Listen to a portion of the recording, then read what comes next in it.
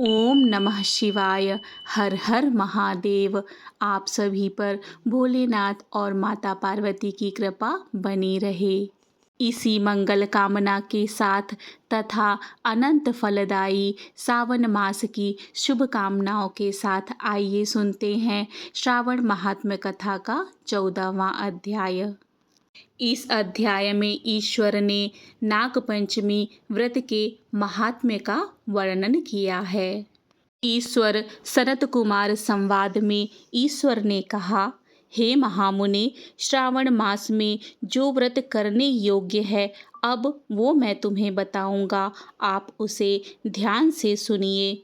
चतुर्थी तिथि को एक बार भोजन करें और पंचमी को नक्त भोजन करें। स्वर्ण, चांदी, काष्ठ अथवा मिट्टी का 5 फणों वाला सुंदर नाग बनाकर नाग पंचमी के दिन उस नाग की भक्तिपूर्वक पूजन करनी चाहिए। द्वार के दोनों ओर गोबर से बड़े बड़े नाग बनाएं और दधी, शुभ दूर्वा कुरो, कनेर, मालती, चमेली, चंपा के फूलों, गंधों, अक्षतों, धूपों तथा मनोहर दीपों से उनकी विधिवत पूजन करें। उसके बाद ब्राह्मणों को घृत, मोदक तथा खीर का भोजन कराएं। इसके बाद अनंत वासुकी, शेष, पद्मनाभ, कंबल, कारकोटक, अश्व, 8वां धृतराष्ट्र, शंखपाल, कालीय तथा तक्षक, इन सब नागकुल के अधिपतियों को तथा इनकी माता कद्रू को भी हल्दी व चंदन से दीवाल पर लिखकर फूलों आदि से इनकी पूजा करें। इसके बाद बुद्धिमान को चाहिए कि वामी में प्रत्यक्ष नागों का पूजन करे और उन्हें दूध पिलाए। घृत तथा शर्करा मिश्रित पर्याप्त दुग्ध उन्हें अर्पित करे। उस दिन व्यक्ति लोहे के पात्र में पूड़ी आदि ना बनाए। नैवेद्य के लिए गोधूम का पायस भक्तिपूर्वक अर्पण करे। भुने हुए चने, धान का लावा तथा जौ सर्पों को अर्पित करना चाहिए और स्वयं भी उसे ग्रहण करना चाहिए। बच्चों को भी यही खिलाना चाहिए, उससे उनके दांत मजबूत होते हैं।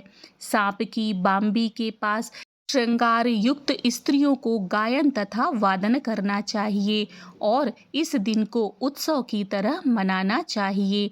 इस विधि से व्रत करने पर सर्प से कभी भी भय नहीं होता है। हे विप्र, मैं लोकों के हित की कामना से आपसे कुछ और भी कहूँगा। हे मुने, आप उसे सुनिए।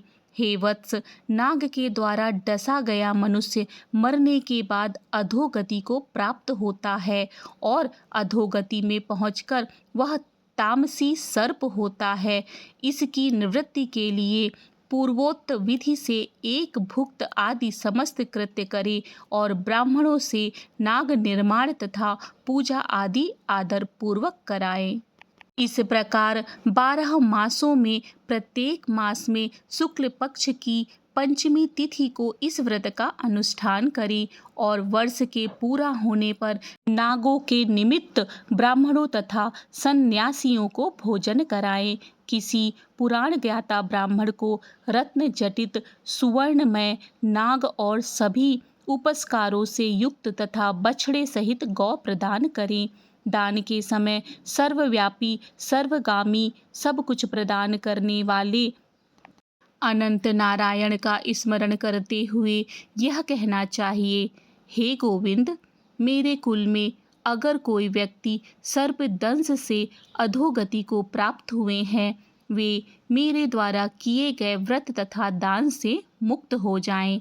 ऐसा उच्चारण करके अक्षत युक्त तथा श्वेत चंदन मिश्रित जल वासुदेव के समक्ष भक्तिपूर्वक जल में छोड़ दें। हे मुनि सत्तम, इस विधि से व्रत के करने पर उसके कुल में जो सभी लोग सर्प के काटने से भविष्य में मृत्यु को प्राप्त होंगे या पूर्व में मर चुके होंगे, वे सब स्वर्ग गति को प्राप्त करेंगे। साथ ही हे कुलनंदन, इस विधि से व्रत करने वाला अपने सभी वंशजों का उद्धार करके अप्सराओं के द्वारा सेवित होता हुआ शिव सानिध्य प्राप्त करता है।